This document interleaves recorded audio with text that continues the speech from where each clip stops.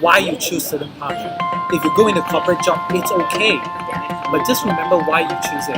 Is it for the learning? Is it for to climb a corporate ladder? There's no right or wrong. Hi everyone, welcome to Own Your Story. Today our guest is KarFei. He's the lead coach and also founder of Life Redesign and also the resident coach in Mind Valley. Thank you for having me. No It's great to be problem. here. Nice to see all of you, whoever is going to watch this. Alright, let's start our conversation today. Let's start with as a coach. So from the time when you just leave college, the fresh graduate, until today you are the Coach KarFei. So what's the biggest mindset and belief switch you would say like from this point comparing to the Comparing to before I started, yeah I've been coaching for almost 10 years now. yeah For me, it's about confidence. mm, When I started coaching, or actually, as a matter of fact, 10 years ago, yeah in anything, I never believed that I could be the confident person as I am today. So if there's any fundamental belief that has changed in me, it's Yeah. basically being confident.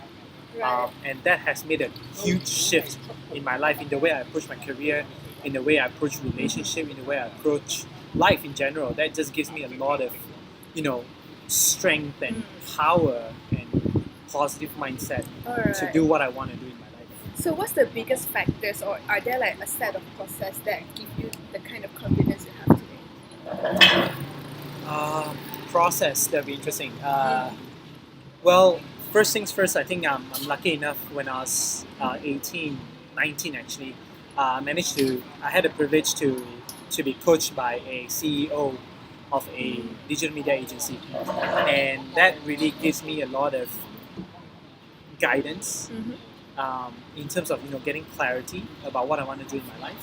And that gives me quite a bit of confidence boost. So because when you're clear about something, you become confident about it.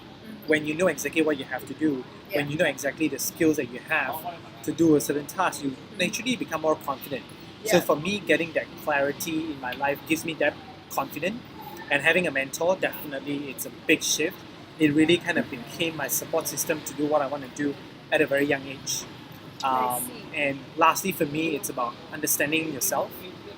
I took the time to really kind of understand who I am Yeah. and to really understand my motivation, to talk to different mentors, to have different mentors in my life, to really understand what I really want to do. And that kind of gives me a very, very clear self-awareness I see. about myself. That gives me that kind of confidence. Yeah, it's interesting you talk about mentor because like a lot of people are talking about like getting a mentor as Yeah. well, and not so much here yet. Can you give us an example how a mentor helped you specifically in life and or career? Well, I have mentors for different areas of my life. I Yeah. have a mentor in career. I have a mentor that I look up to in terms of love relationship, financial, and etc. etc. Yeah. So for me, I have two kind of mentors. One, it's a mentor where I actually talk to once a month or once every 2 months, where we catch and kind of like, or when I actually have certain issues or certain things I want to talk about, I'll just WhatsApp them. Right? That's fast. Yeah. The second kind of mentor is a mentor where I look up to them as a role model, someone that I really want to be like. One of the example for my role model, the second type of mentor that I have, it's people like Tony Robbins.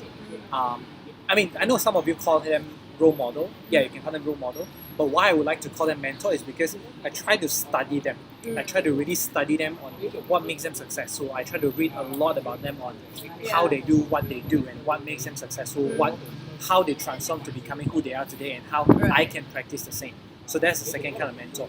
And the first kind of mentor is the one that you meet once a month or once every 2 months, or you chat over phones and so on. Yeah. So I have my career mentors, and it has shifted me a lot because it kind of gave me the social support, the support system where I know, I can fail and get back up quicker than a lot of other people. Because I can, if I really fail and I screwed up something, I can just walk up to my mentor and tell him like, I've failed big time. This is what I've done. How can, based on your experience, how can I kind of like, get back up? So they will be able to give you like, because mentors are people who are more experienced. Yeah. 10, 20 years down the road, they have done a lot more than you, right? Unlike the coach. So they can tell you exactly, what, KarFei, when you fail, do this, then I will be able to kind of get back up a lot faster than normal people. So I think having a mentor makes a big difference. Alright, so for young people who are looking for mentor for the first time, do you have, say, top 3 tips or pitfalls for them to avoid? Yeah. I think the first mistakes that Yeah. people do, especially young professionals or even Yeah. actually just final year students or students in uni, it's they feel that they don't have value to add to the mentor. What I believe is mentoring is a two-way street. Yeah. Like mentor giving you value Definitely. and actually you giving value to your mentor. And now why do I say that? Trust me, the mentors that you get, they want to learn from you because you know the latest technology, you know the latest trend. The millennials. Exactly, the millennials, you're the Advantage. Gen Ys and stuff, right? You know Yeah. where's the hipster place to go. Just imagine you giving them idea about what's in trend or what is the the new cafe or the new place that is Instagram worthy, and imagine them bringing that conversation back home and talk to their kids, so they become pretty impressive for their kids, right? Right. That help them to build relationship with their kids, with their pet That's a very partners good and so on, tip. right? Yeah. So don't underestimate yourself. We young people, actually just anyone, we always have values to add to each other. So don't think that you don't have values to add to your mentor. That's the reason why you don't ask them to be your mentor. Just go ahead and ask them to be your mentor. You'll be surprised why they are willing to mentor you. So that's one thing. Second thing is ask. What I mean by ask is just really, going and ask the person to be your mentor. Right. But the caveat here is that when you ask someone to be your mentor, number one, you need to know why you want them to be your mentor. I know there are a lot of successful people, right, out there that you see, you're like, oh my God, I want to be like them. That's the easy thing. The hardest thing is actually to look at each of them and see what you want to learn exactly from them. And when you ask them to be your mentor, you would actually tell them, I want you to be my mentor because of whatever reason that you see in them. Different people would have different things that you kind of want to be more like. So be very specific, because mentoring only works when you're more specific. If you say, I want you to be my mentor about life, sometimes that's a bit too general. You need to be specific so that they know exactly how to help you in your life. Alright. And then one thing also, like they say that mentor is someone you wish to be one day. So it's like the kind of trajectory that you want to Correct. you Yeah, want to and be. that's exactly one of the things that a lot of people ask me as a coach. They're like, so KarFei, what difference does that make you and getting someone else as a CEO of a big company or successful entrepreneur to be a mentor? Yeah. And mentoring and coaching are two very different things. Mentoring, it's purely someone's life or someone's trajectory Yeah. or someone's path that you will want to walk exactly the same. So if you want to be an entrepreneur of a tech startup or whatever, getting someone who has scaled or built a tech startup to be your mentor will be the best thing to do, because they will tell you exactly step A, step B, C, D, all the way until securing funding or IPO or exit or whatever.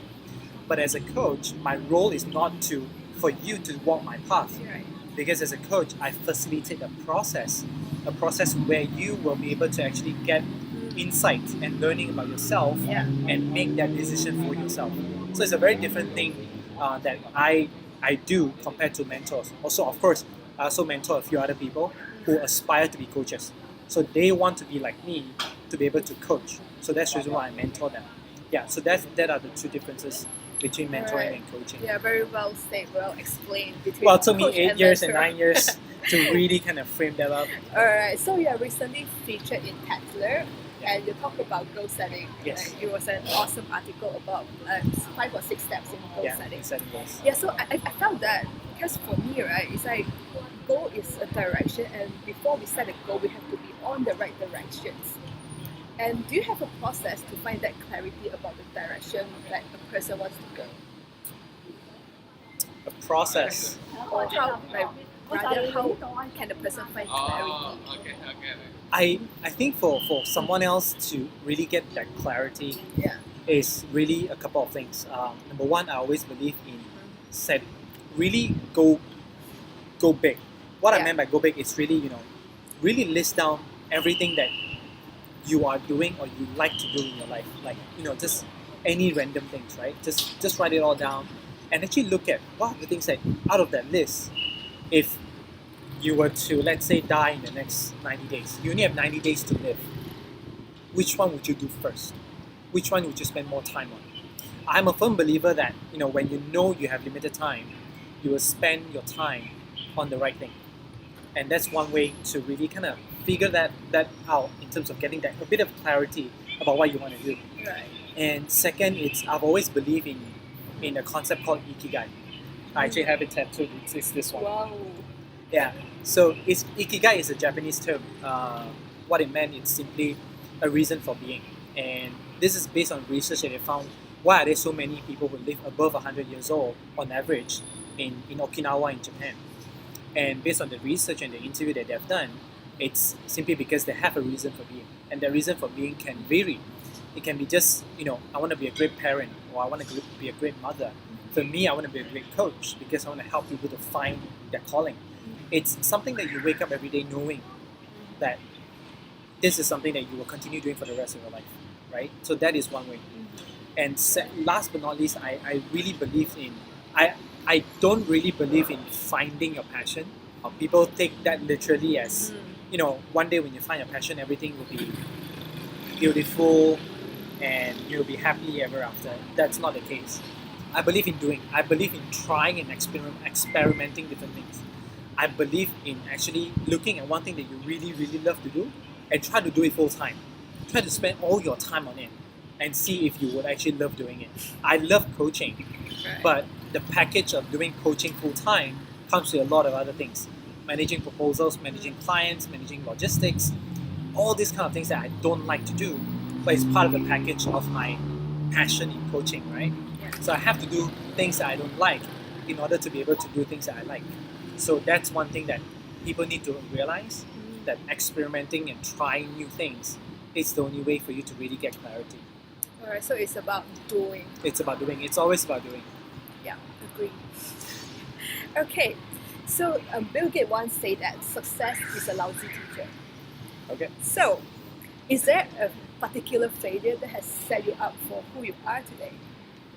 I usually don't use the term failure too much. Right. Most of the time when I look at things, I call it a learning instead of Yeah. failure. Simply because I study the subconscious mind. And Okay. I know that when you use the term failure too much, the subconscious mind will associate it with a very risky, very dangerous thing to do. And it will inhibit your risk tolerance to take risks. So I always use it as learning every single time. It's Alright. a learning, I call it, right? And for me, it'll be two turning point. Number one, it's very personal. If you are watching this, it's super personal. It's a turning point because when I was young, when I was 18, I actually decided to break up with my girlfriend because I felt that she's not a priority in my life. Because 18, you have a lot of other things. You want to build your career, you want to continue study, and you want to achieve big things, big goals, big dreams. But I regretted that decision 3 days after. Because it was then that I realized that she is a big support pillar for my life. And I couldn't be successful without her. I couldn't be successful or continue to pursue my goals without her emotionally and supporting me in my life. And we got back together a week after, and we've been together for 9 years now. And for me, that is one of the biggest learning in my life. If you think your life it's all about, your career, your finances, think again. Like loneliness is actually one of the biggest killer in the world. Depression, loneliness, it's all about the person being lonely. So don't worry about your career or finances. Find that one person that you feel is right that you want to spend time with. For me, I found that person. And that is one of the biggest learning that I learned at the age of 18. And I think I'm thankful that I learned it at the age of 18, which is very young. Definitely. So that is one of my biggest learning. And second, my second biggest learning is actually starting a company. Yeah. Before I started Live Redesign, Yeah. 8 years ago, I started a coaching company with another 2 partners. We started it and we were doing it full time for almost 3 years, bootstrapping all the way, providing coaching services out of passion. We started the company because we are passionate, really, really passionate about providing coaching for young people in the corporate world. And unfortunately, life doesn't work that way. When you have the passion, Right. not everything is going to fall into place. That's exactly why I said passion is not the magical pill. Yeah. We struggled for 3 years. We were bootstrapping, burning our finances all the way. And it was then that I realized that sometimes working on your passion, it doesn't have to be a self-funded business. It doesn't have to be a business. It was then when I actually moved to Mind Valley. I get a full-time job working in Mind Valley as a coach, and then actually continued practicing coaching at the side. And I never felt happier ever since then.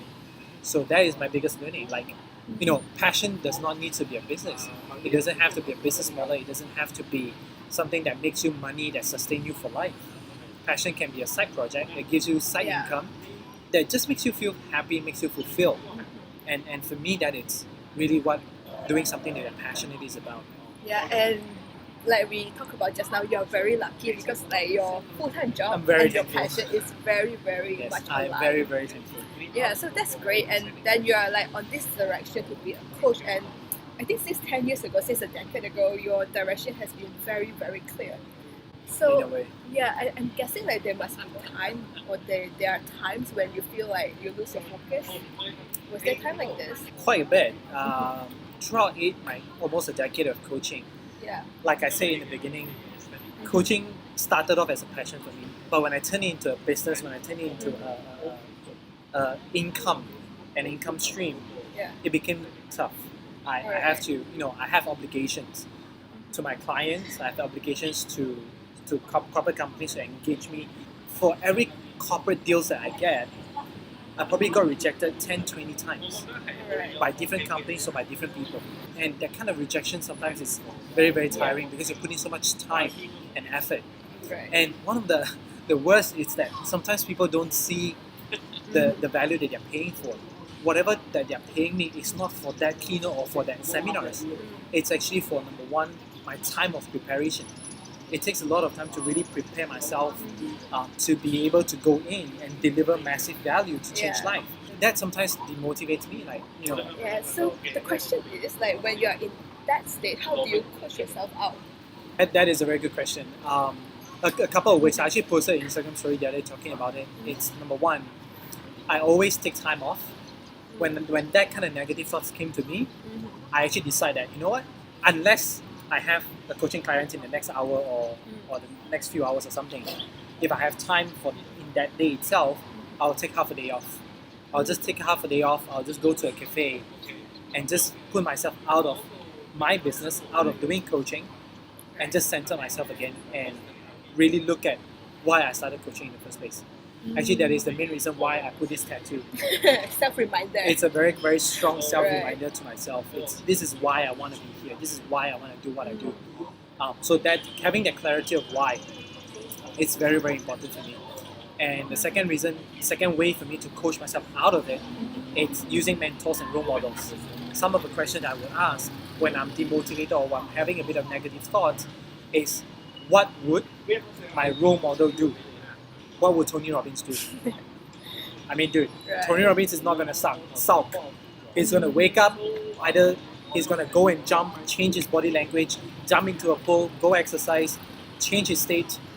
That's one of the things I do. So I'm like, okay, that makes sense.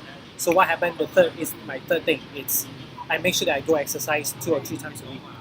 Because exercising changes your body language, and that changes the way you behave, the way you talk, the way you show up, the way you think. It just changes everything. Yeah, so that's the 3 ways I kind of self-coach myself out of negative thoughts. Yeah, it's a way of self-caring as well, self-compassion. Totally. Yeah. It's very, very important. I was talking to one of my co-resident coach in Mind Valley. Yeah. We are like, we are the 2 in-house resident coaches.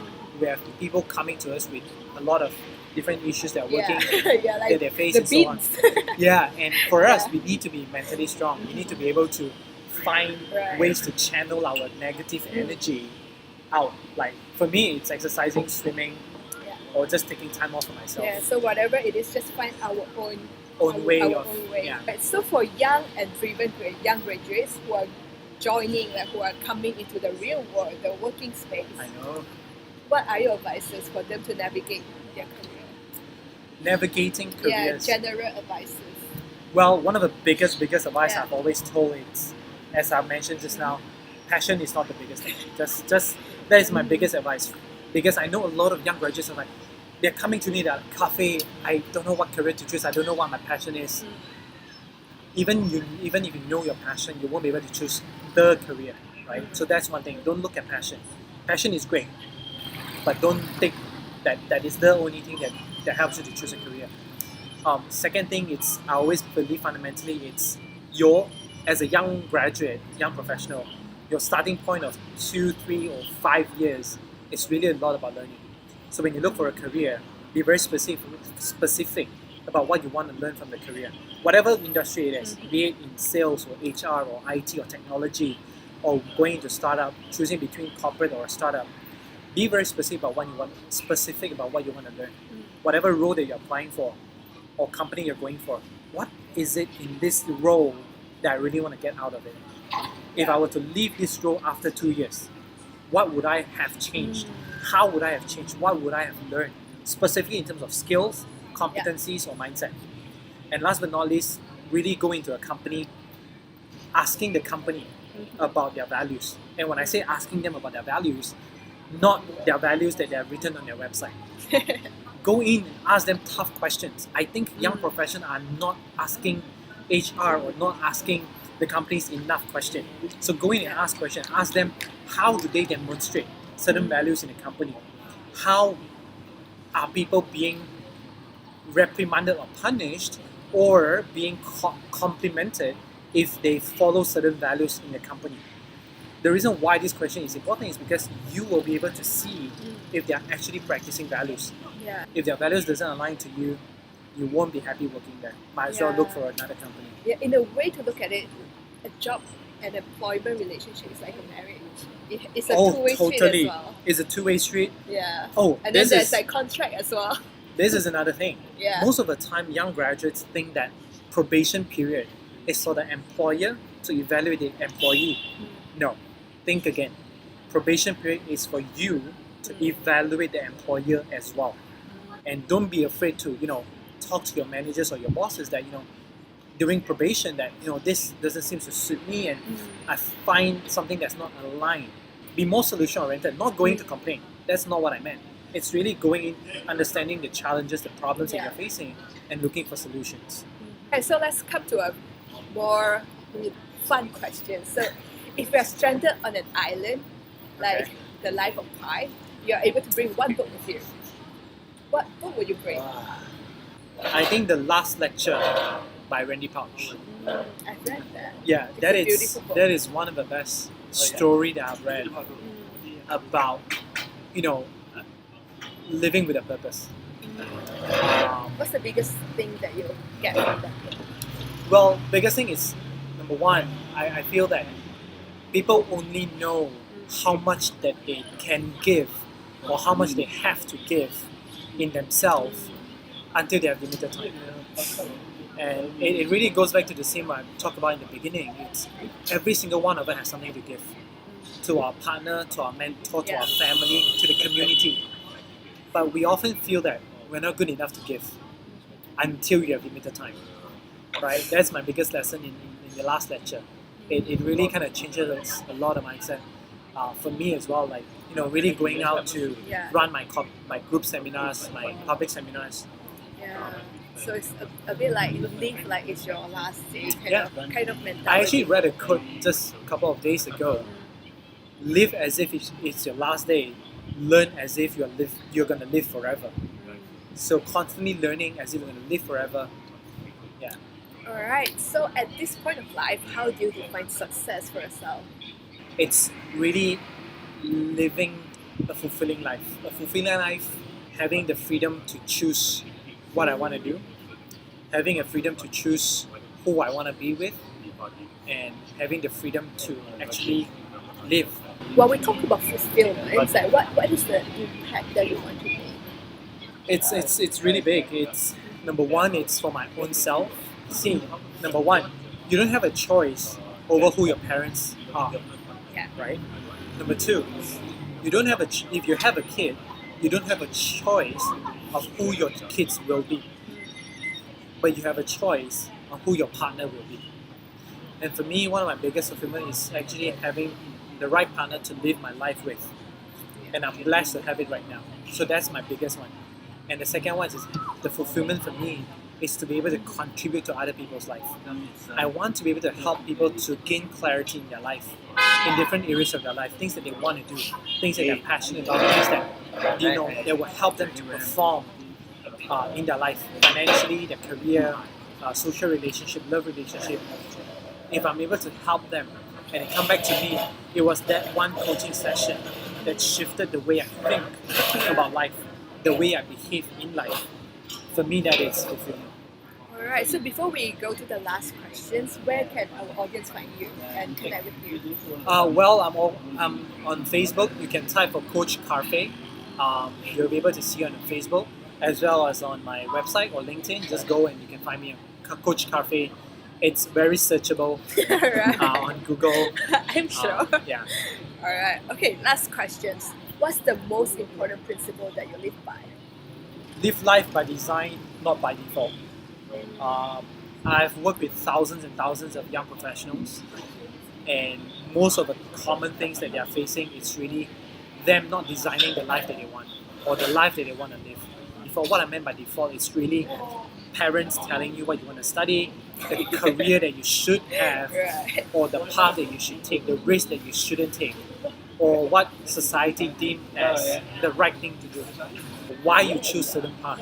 If you go into corporate job, it's okay, Yeah. but just remember why you choose it. Is it for the learning? Is it for to climb the corporate ladder? There's no right or wrong. Each of us are running on a different timeline. Yeah. And as a matter of fact, every timeline that we have is a right timeline for us. I became a successful coach as of now because I started young. But you could start becoming a coach at the age of 30, 40, 50 and be successful in your own right. So, just start to live life by design and not by default. So live life by design, not by default, and own your story as well. It's the same thing. Yeah. It's basically your own, taking ownership of your life. Yeah, so that's the end of our interview. I would like Thank to you. commend you so much. Thank you for your generosity and Oh, thank I'm very you so happy much. to be able to contribute. Yeah, thank you for the work that you have done. I have attended your seminar and it's great. It's like I get a lot of insights about myself and then where I want to go. Yeah, so thank you. Thank you very much for having me. No worries. Alright, thank you guys for watching. We'll see you next week. Thank you. Bye.